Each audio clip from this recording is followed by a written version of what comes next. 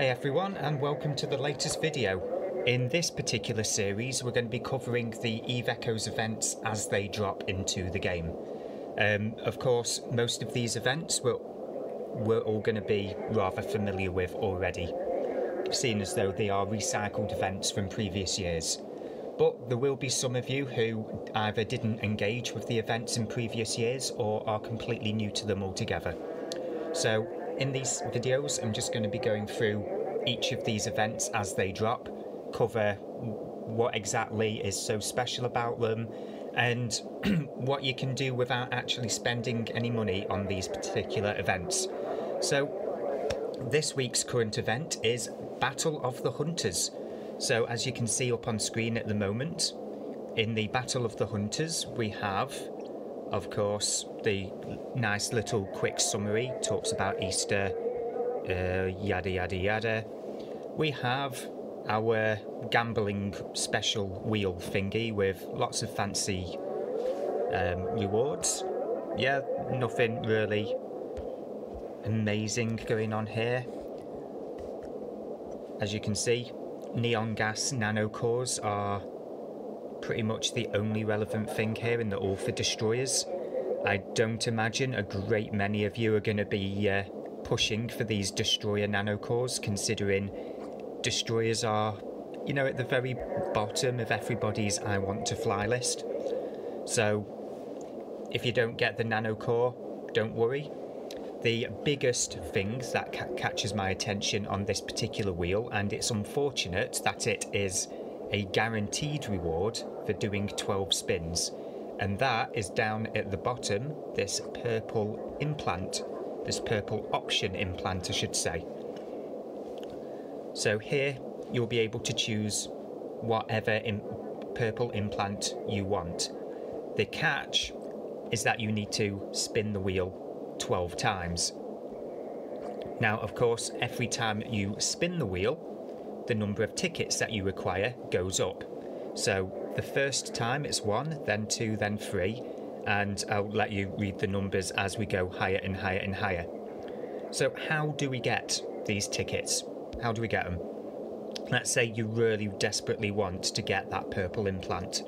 Well, if we tab across to the hunt, you'll see that we get a number of tickets for free. In this case, 6. I've already completed all of these missions, but as you'll see, you get 6 tickets in total. You also get 3 primary colour paint, which is to do with the capsule Easter egg skin, and you get the skin colour recoder, which once again is to do with the capsule Easter egg skin.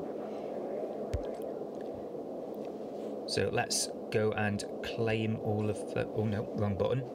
Okay, we'll not go and claim all of those. What I'll show you right now is what the missions actually are in order to complete that. So every single Easter egg mission that I have personally done and personally witnessed, I've not seen any other to you know, invalidate this. All of them that I've seen are hauling missions. Missions that are typically 100 or 200 cubic meters. So you can complete them in an interceptor just incredibly easily. Here we have an example, 200 cubic meters. Dock in a station, collect it, dock in another station, drop it off, done. And once again we have another one here. So getting your 6 tickets is as simple as completing 9 hauling missions in a frigate. So there's not a great deal of actual engagement with the game there. You just set autopilot, leave it for a couple of minutes, do the chores, come back, set another autopilot, rinse and repeat 9 times, and you've got your free tickets. So let's claim all of these items, shall we? It's a bit finicky. There is not, as far as I can see, a claim all button. So I have to click on each of these individually. So of course, I have, if we go up here to the top left, we have 6 tickets in total. Now let's say I really, really wanted to get all 12 of those spins before we get started. Without doing the numbers right now, let's say we need, I don't know, 150 plex. Not plex, sorry. Let's say we need 150 tickets. I'm just pulling that number out of my arse, so please do not quote me on it. And as we can see, if I want 150 tickets, I would need 1,500 plex. So this is a very plex heavy event, and if we go into the plex market ever so quickly to get an update on the cost of plex, it's actually not as high as it was. Yeah, I was expecting it to be at about 4.3, considering before this event dropped, plex was hovering about 4.1. Typically events that have, you know, plex demand on them forces the price to go up.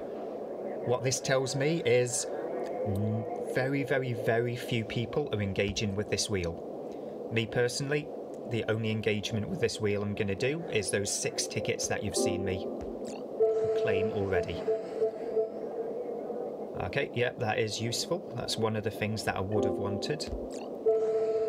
Give me another spin on my Bolgorn's nanocore attributes.